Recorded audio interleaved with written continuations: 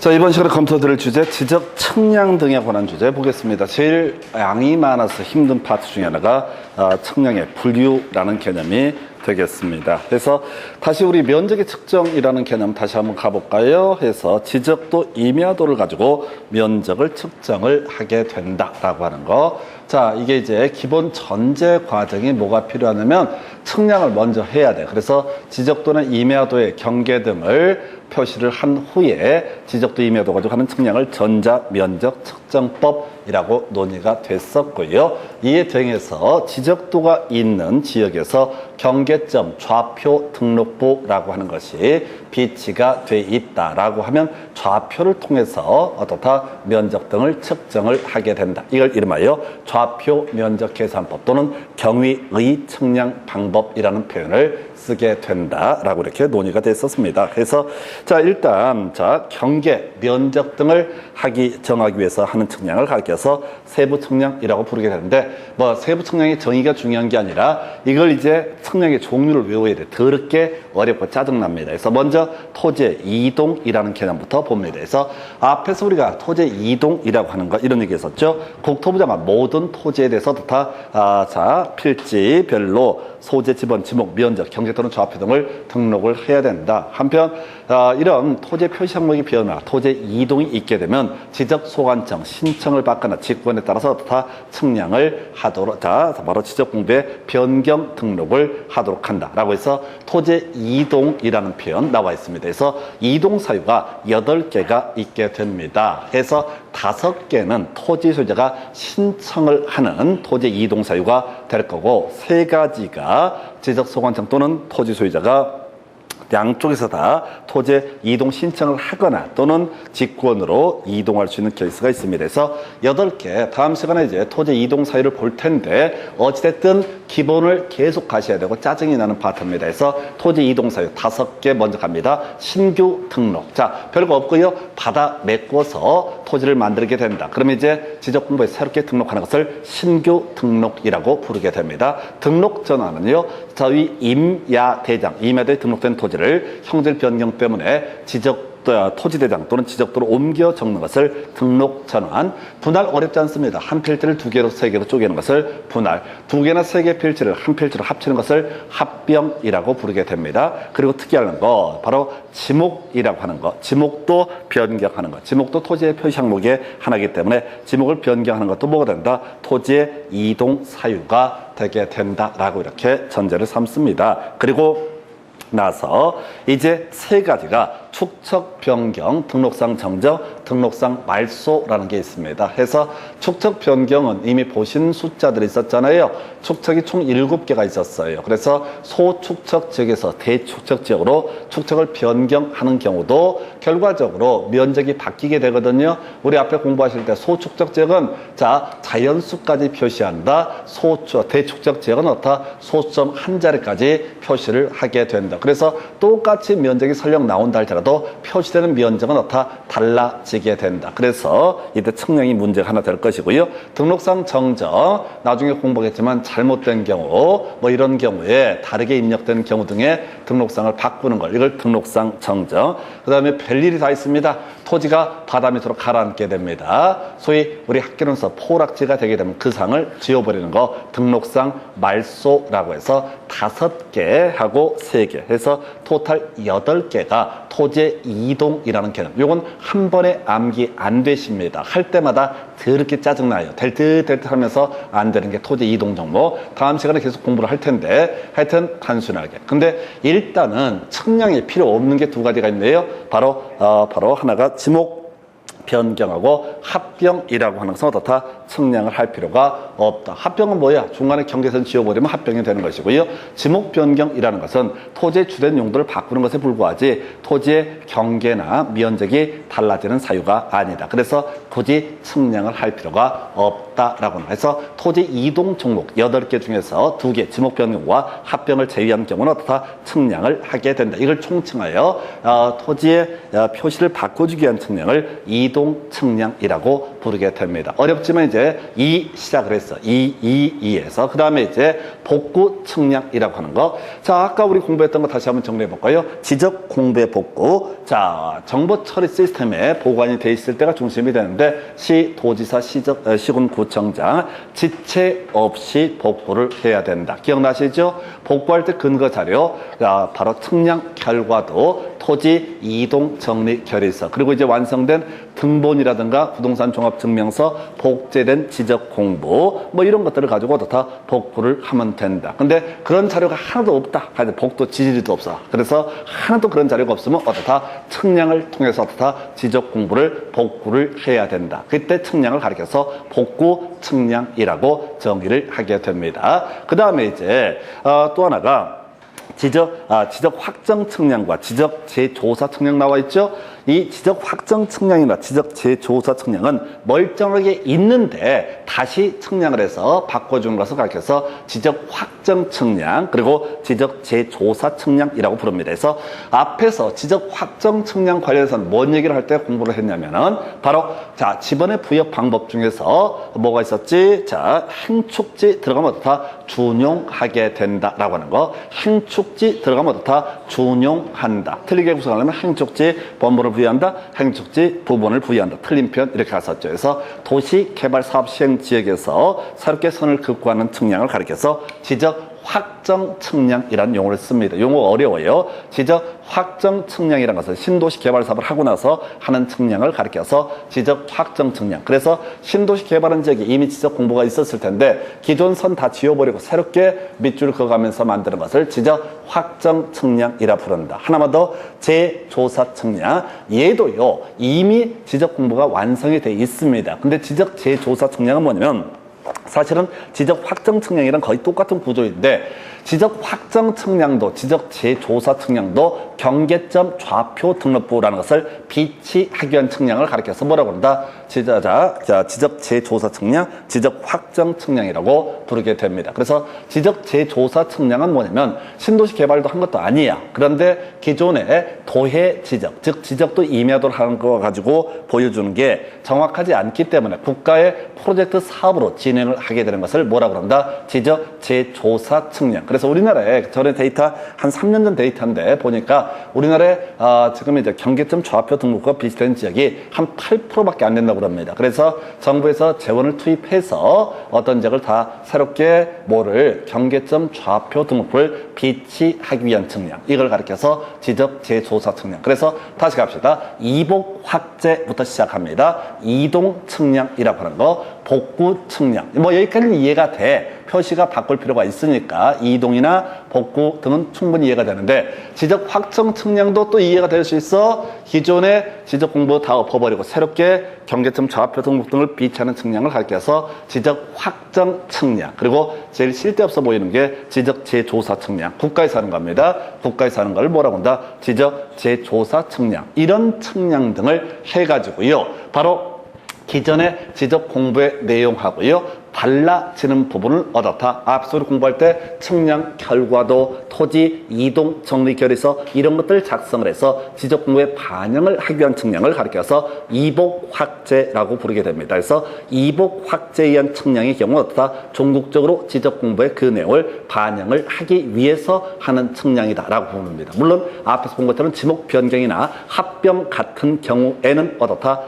바로 이것은 측량을 할 필요가 없다라고 하는 거. 이복 확제라고 하면 어렵습니다. 자, 그래서 이복 확제를 통해서 이렇게 측량을 했습니다. 그러면 얘들이 측량한 것이 진짜 올바른 것인지 확인하는 것, 시도지사, 대도시장, 지적소관청 등이 똑바로 측량을 했는가를 또 한번 확인해보는 측량을 뭐라고 한다? 검사 측량이라고 부르게 됩니다. 그래서 검사 측량 결과 이런저런 별 문제가 없게 되면 그 내용이 측량 결과도 토지 이동 정의 결의서 작성해서 지적 공부에 그대로 반영을 하면 된다라고 해서 다시 갑시다. 이복 확제가 있게 되면 어떻다? 검사 측량이라는 과정을 거쳐서 측량 결과도 토지 이동 정리 결의서, 그리고 나중에 지적 공부의 그 내용을 반영하는 이 순서가 됩니다. 그래서 어려운 게 용어예요. 용어. 이복 확제, 이복 확제, 이복 확제에서 복구 측량, 그 다음에 지적 확정 측량, 그리고 지적 재조사 측량. 이게 제일 어려워. 공간정보 할 때 제일 수험생들이 개 짜증내하는 파트가 이 파트야. 이게 7년 동안 3문제. 그러니까 약 2년에 한 문제꼴로 구성이 되게 되는데 하여튼 힘들어도 하셔야 돼. 제가 그런 말씀을 드렸었죠. 공간정보법은 다른 과목보다 쉽습니다. 그래서 좀 양이 되더라도 정확하게 끝장을 보셔야 돼. 얘는 절대로 실수를 하면 안 돼. 12문제 중에서 한 8문제, 9문제 가까이 맞출 가능성이 있다고요. 자, 어려운 문제 2-3문제 불과합니다. 그래서 이복 확제 있으면 어떻다? 검사 측량이라는 과정을 거쳐야 된다. 다시 이동 측량, 그 다음에 복구 측량, 그 다음에 지적 확정 측량, 그 다음에 지적 재조사 측량이라고 하는 거 이복 확제 후에 검사 측량하고 별 문제 없으면 지적 공부에 이 내용을 반영을 하게 된다. 그런데 측량 중에서 자, 지적 공부의 정리와 무관한 측량이 있습니다. 궁금해서 경계 등이 궁금해서 확인해 보는 측량. 그래서 외울 때 경현이라고 이렇게 외우면 가는 것 같아요.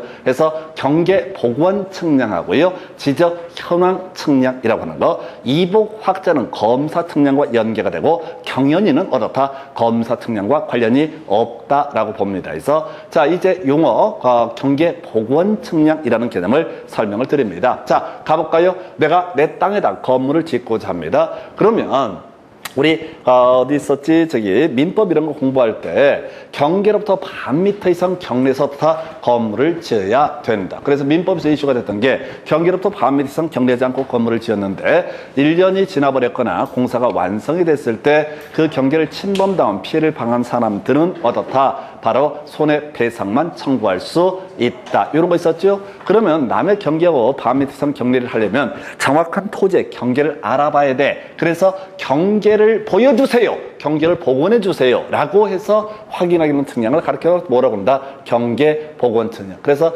옛날 문제 중에 그런 게 있었어요. 자, 개업 공인중개사가 매수인의 요구에 따라서 매매 대상 토지의 경계를 보여주기 위해서 하는 측량이 뭐냐라고 하는 거. 이게 뭐가 된다? 경계 복원 측량. 그래서 경계 복원 측량을 통해서 측량을 했잖아요. 그럼 폴대를 다 꽂아. 그래서 저기서부터 저기까지 저 폴대 꽂힌 데가 바로 이 토지의 경계입니다. 경계를 복원해주는 측량. 그래서 이건 지적공부의 내용을 반영하는 것이 아니라 지적공부의 내용을 반영하는 것이 아니라 뭘 하자는 것이다. 바로 단순하게 경계를 확인해 보기 위한 측량을 뭐라고 그런다? 경계 복원 측량이라는 용어를 씁니다. 좀 어려운 단어가 지적 현황 측량. 말 그대로 현황을 확인하기 위한 측량. 이건 뭐랑 연계가 되냐면 이렇게 하는 거야. 앞에서 우리가 도면에 등록상에 뭐가 있었지? 재축 색치경지라고 해서 치치치라는 게 논의의 포인트가 된다. 그 중에 하나가 건물의 위치라는 것이 들어갑니다.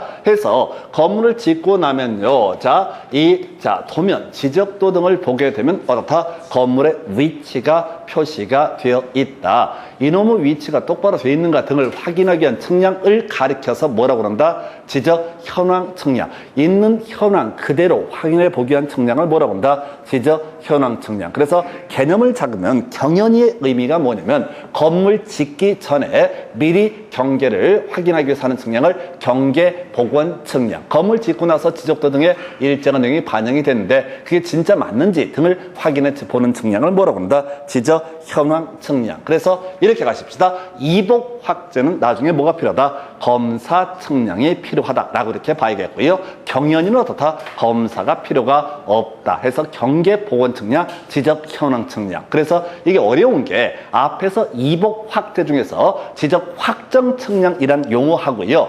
지적 현황 측량하고 그 말이 그 말 같아.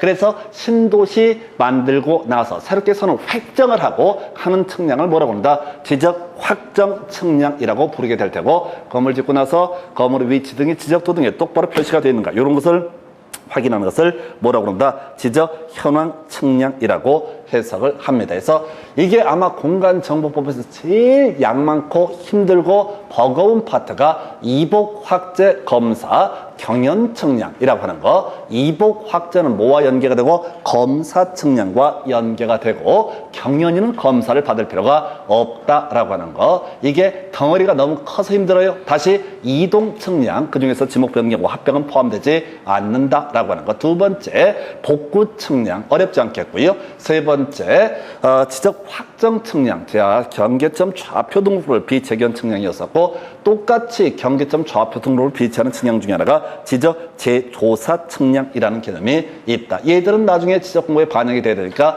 검사 측량이라는 과정을 거쳐야 될 것이고 한편 지적 공부에 정리할 필요가 없는 측량이라고 해서 경연이 이렇게 가셔야 돼. 경연이는 어떻다? 지적 공부를 반영할 필요가 없다. 그래서 검사 측량도 어떻다? 필요가 없다라고 이렇게 해석을 하게 됩니다. 그래서 제일 어려운 문제 아마도 양이 절대적으로 많은 게 이복 확제, 그 다음에 검사 측량, 경연 검사 측량 필요가 없다 이렇게 해석을 합니다. 자, 이게 첫 번째 출제 이슈. 두 번째 쟁점은요, 측량의 절차 등에 관한 주제 보겠습니다. 자, 측량 의뢰라고 해서 토지 소유자 등 이해관계인 지적 측량 수행자에게 측량을 의뢰한다. 요건 중요치 않아. 그래서 예외가 중요한 쟁점이 되겠죠. 측량 의뢰할 수 없는 게 두 가지가 있어. 국가가 하는 측량을 뭐라 부른다? 국가가 하는 측량을 지적 재조사 측량이라 부른다. 그래서 경계점 좌표 등록을 비치하기 위해서 국가가 하는 측량. 한편 검사 측량은 법에 따라서 자연스럽게 하는 것이지 토지 소유자가 요청하는 것이 아니다라고 해서 검사 측량과 지적 재조사 측량은 측량을 의뢰하지 않는다라고 하는 거, 요거 하나의 이슈가 되게 됩니다. 그래서 요거 하나의 이슈. 그 다음에 이제 두 번째 쟁점, 겁나 간단한 거. 자, 지적 측량 수행자라고 하는 사람은요, 이 계획서라는 것을 작성해서 다음 단계까지 지적 소관청에 제출해야 된다. 그러면 틀리게 냈던 게 뭐냐면요, 이거죠. 지적 소관청을 가지고 시도지사에게 제출해야 된다 해서 틀리게 뽑게 됩니다. 그래서 측량을 담당하는 기관에서는 보통 민간 기관에서는 이 수행계획서를 바로 지적 소관청에 제출을 해야 된다 해서 두 개 외우셨습니다. 지적 재조사 측량과 검사 측량이라는 것은 측량을 의뢰하지 않는다. 두 번째, 측량을 한다고 쳤을 때 다음 날까지 바로 지적 소관청에게 수행계획서를 제출해야 된다라고 할 것, 요렇게 가게 되는 거죠. 그 다음에 이제 나오게 되는 것이, 이제 측량 성과의 결정이라는 주제 나와 있고요. 시험에는 다뤄지는 건 아니죠. 그래서 결과적으로 지적 측량 수행자가 각종의 측량 등을 하게 됩니다. 예, 그리고 나서 이제 경우에 따라서 뭐가 필요하다? 검사 측량. 아까 우리 봤던 거 기억나시죠? 이복 확제라고 하는 거 있으면 어떻다? 검사 측량을 해야 된다. 이복 확제가 있으면 어떻다? 검사 측량을 해야 된다. 그래서 날짜, 이게 지금 하나, 둘, 셋, 넷, 다섯, 다섯 문제가 출제가 됐어요. 더럽게 중요한 주제입니다. 7년 동안 5문제가 나왔으니까. 근데 가보겠습니다. 먼저 검사 측량 대상 관련해서 경연이는 어떻다? 검사 측량을 하지 않는다라고 하는 거. 경계보건 측량이나 지적 현황 측량은 앞에 설명드린 것처럼 지적 공부를 정리하는 측량이 아니기 때문에 그냥 눈으로 확인해 보기 위한 측량이기 때문에 검사 측량을 하지 않는다. 물론 이거 내주면 진짜 감사한 문제지. 이게 아니라고 한다면 이복 확제라고 한다면 어떻다? 시도지사, 대도시장, 지적소관청이 앞에 애들이 측량을 똑바로 했는가를 확인해 보는 측량. 이걸 우리가 뭐라고 한다? 검사 측량. 아까 한 5문제 나왔다는 주제가 이거야. 측량기관, 검사기관이라고 하는 거 더럽게 많이 뽑습니다. 측량기관, 검사기관이라고 해서 첫 번째, 지적측량 수행자, 보통 민간기구입니다. 이 지적측량 수행자하고 누구하고 의뢰인하고 그 측량기관, 검사기관에서 합의가 이루어지게 되면은 전체 측량기간 4분의 3을 어떻다? 측량기간으로 삼게 될 테고 4분의 1은 어떻다? 검사기간으로 삼다. 그동안 나왔던 문제 이런 거 있었습니다. 20일 해가지고 측량기간 4분의 3, 검사기간 4분의 1 해서 문제 구성할 때 검사기간이라고 해서 얼마? 5일. 이걸 답을 뽑았었고 그 다음 문제에서는 40일 해가지고 측량기간 며칠이고 검사기간 며칠이냐 이런 식의 문제 30일에 10일이라고 하는 거. 지문 형태 형태로 5분의 3, 5분의 2 이따우 문제도 구성이 됐던 바가 있습니다. 그래서 합의가 있을 때 청량기간 검사 기간에 대해서 합의가 있을 때 7년 동안 3문제를 구성을 하게 됩니다. 이런 게 미쳐버리는 거야. 뭐가 미쳐버리냐면 겁나 쉬워. 쉬우니까 사람들 어떻게 띄엄띄엄 봐. 그러니까 이제 시험 볼 때는 또 말려버려. 이게 빤히 아는 건데 겁나 실수하는 부분이 이 파트입니다. 그리고 이제 만약에 그 기간에 관한 합의가 없다라고 하면은 경우의 수가 두 가지입니다. 지적 기준점이라는 걸 추가적으로 설치하는 경우가 있다. 아주 우리 오늘 지적 기준점 공부 안 하셨는데 우리가 측량을 할 때요. 자, 동네 기준으로 봤을 때 산 위에 꼭대기에 지적 삼각점이라고 하는 것이 있게 됩니다. 이게 지적 기준점이 일종이에요. 이거 모르는 게 좋아. 그 다음에 이 중간중간에 좀 자세하게 들어가서 지적 삼각 보저점이라고 하는 것을 또 점을 찍게 됩니다. 동네가 엄청 넓은 거야. 그 다음에 중간에 또 더 디테일하게 잡기 위해서 지적 도근점이라고 하는 것을 찍게 됩니다. 해서 동네가 작으면은 이거 할 필요가 없어. 그래서 지적 기준점을 따로 설치할 필요가 없을 때 측량기간 5일, 검사기간 4일 이렇게 가게 됩니다. 근데 이렇게 지적 기준점을 여러 개를 찍어야 될 경우가 있다. 그러면 이제 경우의 수가 겁나 복잡해.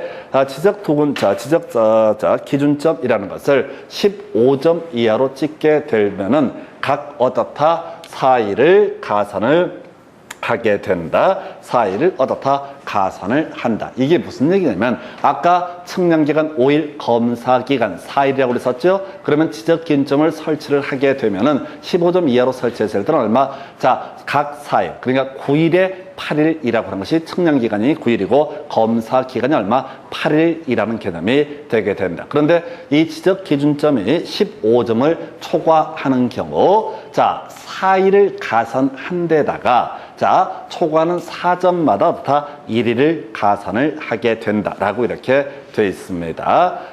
그래서 이게 법조문 그대로 제가 카피를 해온 건데 시험 문제 이 미친놈들이 30회 때 이걸 어떻게 냈었냐면 이거 뭐지? 4일을 그 다음에 4점 4일에 4점마다 이렇게 해서 기억, 니은, 뒤것에 알맞은 것을 고르시 이런 문제를 내서 너무너무 어렵게 받아들인 적이 있습니다. 그래서 다시 가겠습니다.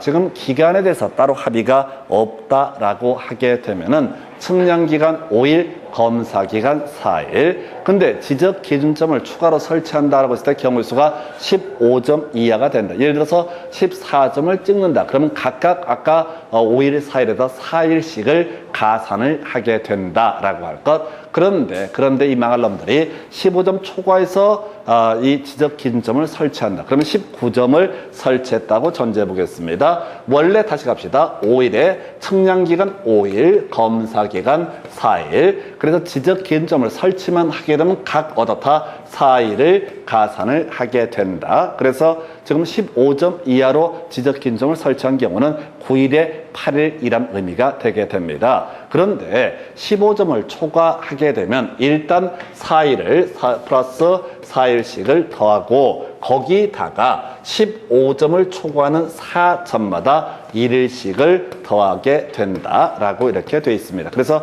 지적 기준점을 19점을 설치한다라고 전제하면 이때 지적 기준점 설치하니까 기본 4일 더하고요. 15점을 초과하는 4점마다 1일씩을 더한다. 그래서 결과적으로 얼마가 되는 거야? 9일에, 기본 9일에 10일에 9일. 이런 식의 개념이 뭐가 된다? 측량기간, 검사기간. 그래서 이건 내용은 하나도 안 어려워. 내용은 안 어려운데 말이 지랄도 이런 지랄이 없어. 아주 짜증나게 말을 만들어 놨어. 그리고 출제위원들이 아주 생양아치라서 한번 죽어보라는 식으로 요것도 구성을 해요. 그래서 요것도 내용 자체는 어렵지가 않아. 우리 앞에서 했던 거 비슷한 게 뭐가 있었냐면은 아까 면적의 표시라고 하는 거 의미 자체는 대충 이해가 돼요. 근데 그건 시간을 가지고 계속 반복하셔야 되고 이 얘기도 경우의 수를 가지고 또박또박 하셔야 돼요. 근데 여기서 오버하시면 안 돼. 15점을 초과하는 4점마다 1일 가산한다 이렇게 하니까 20점을 설치하면 어떻게 해요? 이런 거 안 나와. 그냥 딱딱 떨어져서 내요. 그래서 시중에 모의고사 이런 거 보면 뭐 극단적인 경우의 수를 갖고 막 만들어내. 와, 미친놈들입니다. 그런 문제가 안 나온다고. 이렇게만 갖고 그냥 도배. 그래서 지금 측량기간, 검사기간을 가지고 이게 7년 동안 5문제나 문제나 출제가 되게 됩니다. 겁나 쉬운 것 같죠? 아니요. 수험생들이 쉬우니까 설렁설렁 보고 대충 보고 하니까 오히려 이런 문제를 틀리게 됩니다. 그래서 제일 어려웠어요. 자, 다시 여기까지 내용 정리해보고 그 다음 주제 바로 이어서 몇 개만 체크할게요. 제일 어려웠던 게 측량의 종류라고 해서 이복 확제라고 하는 어떻다? 검사 측량이 필요하다. 경연이는 어떻다? 검사 측량이 필요가 없다. 이동 측량 어렵지 않았었고, 복구 측량, 지적 확정 측량, 지적 재조사 측량, 경제 보건 측량, 지적 현황 측량, 이런 용어들에 익숙하셔야 돼. 이복 확제, 경연. 이복 확제는 검사 측량이 필요하고, 경연이는 검사 측량이 필요가 없다. 그런 전제에서 측량에 의뢰할 수 없는 것, 정부가 하는 게, 국가가 하는 게 지적 재조사 측량, 지자체가 알아서 하는 것이 검사 측량, 따로 의뢰할 수 없다. 만약 측량 의뢰를 받았으면 지적 측량 수행자 다음 날까지 그 계획서를 지적 소관청에 제출해야 된다. 그래서 검사 측량 필요 없는 게 경연, 이미 설명드렸었고, 제일 어려운 파트가 측량기간, 검사기간, 기간을 합의하게 되면 4분의 3은 측량기간, 검사기간은 4분의 1이라고 하는 거. 그 다음에 지금 지적 합의가 없을 때 지적 기준점 설치하는 경우는 측량기간 5일, 검사기간 4일. 한편 지적 기준점을 설치만 하게 되면 기본적으로 15점 이하일 때 4일씩을 가산하게 된다. 15점을 초과하면 기본 5일에 4일에 4일씩 가산은 9일, 8일에다가 초과하는 4점마다 다 1일을 가산을 한다. 내용은 쉬운데 문장이 어려운 파트가 되겠습니다. 이게 이제 측량기간, 검사기간 얘기 보셨고요. 그래서 이렇게 측량과 검사 측량을 통해서 별 문제가 없으면은 아까 우리 어떤 과정 거친다? 자, 여러분 교재 몇 페이지? 230 몇 페이지 있었더라? 보니까 235페이지 가서 다시 그림 가지고 설명을 드립니다. 토지 이동 신청이 있으면 기본적으로 다 측량 등을 하게 된다. 근데 앞에 본 것처럼 합병이나 지목 변경 등은 어떻다? 측량을 하지 않는다라고 설명드렸었죠. 이동 중에서만 쟁점을 삼으니까 이렇게 가는 거야. 교재 235페이지 지적 측량, 검사 측량 이란 주제 나와 있죠. 측량한 다음에 검사 측량도 보통 이루어진다. 그래서 별 문제가 없게 되면은 측량 결과도 작성하고 토지 이동 정리 결에서 작성해서 그 내용을 지적 공부에 반영을 하면 될 것이다 라고 할 이게 기본 구조가 되게 됩니다. 그런데 말이죠, 중간에 이 검사 측량 등등 과정에서 서로 다툼이 있는 경우가 있다. 지적 측량 수행자가 측량 결과하고 검사 측량이 달라지거나 또는 토지 소유자가 나 이 측량 결과 인정 못한다 라고 했을 때 개썸 부리는 것을 적부 심사 또는 재심사라고 부르게 된다. 해서 일단은 이렇게 가볼까요? 여기서는 이제 이슈가 될 것이 이거 거의 100% 한 문제 나오는 게 바로 지적위원회 등의 심의 의결사항 거의 100% 구성을 하게 됩니다. 그래서 중앙정부, 국토부에 두는 것을 중앙지적위원회, 시도 단위에 두는 것을 뭐라고 합니다? 지방지적위원회라고 부릅니다. 그래서 스토리가 이렇게 가는 거예요. 측량했습니다. 지적 측량을 해서 검사 측량 등등 과정에서 서로 다툼이 발생한다. 그러면 지방지적위원회 두는, 시도에 두는 지방지적위원회 적부심사라는 것을 이해관계인 등이 어떻다? 청구할 수 있다. 그래서 출제 포인트, 지방지적위원회 의결사항은 딱 한 가지입니다. 오직 하나 적부심사, 요것만 담당을 하게 됩니다. 그런데 이런 적부심사에 대해서 지방지적위원회에서 일정한 결론을 내줬는데 이게 마음에 안 든다. 얘도 못 믿겠다. 그랬을 때 중앙지적위원회 가서 신청하는 걸 뭐라고 한다? 재심사라고 이렇게 부릅니다. 단계가 있다는 거야. 바로 갈 수는 없는 것이고 먼저 적부심사해야 되고 그 결과에 대해서 승복을 하지 못하는 자는 어떻다? 재심사라는 것을 신청하게 됩니다. 근데 이제 출제 이슈가 뭐냐면 의결상을 묻는 거야. 지방지적위원회는 딸락 하나입니다. 그래서 적부심사 하나만 의결을 해요. 근데 중앙지적위원회라고 하는 것은 재심사 외에도 어떻다? 몇 가지 항목에 대해서 엄청 많은 항목에 대해서 다 의결을 한다. 이걸 따로 외우는 게 아니야. 해서 지방지적위원회는 only one, 오직 하나 뭐만 한다? 적부심사만 의결을 하게 될 것이고 중앙지적위원회는 적부심사 외에 여러 가지를 어떻다? 의결을 한다. 그래서 문제 이것도 거의 한 문제 뽑아주는 거야. 해서 문제 구성할 때 지방지적위원회는 적부심사에 대한 의결 외에 지적기술자 양성에 관한 사항을 의결할 수 있다. 이러면 틀렸다는 거야.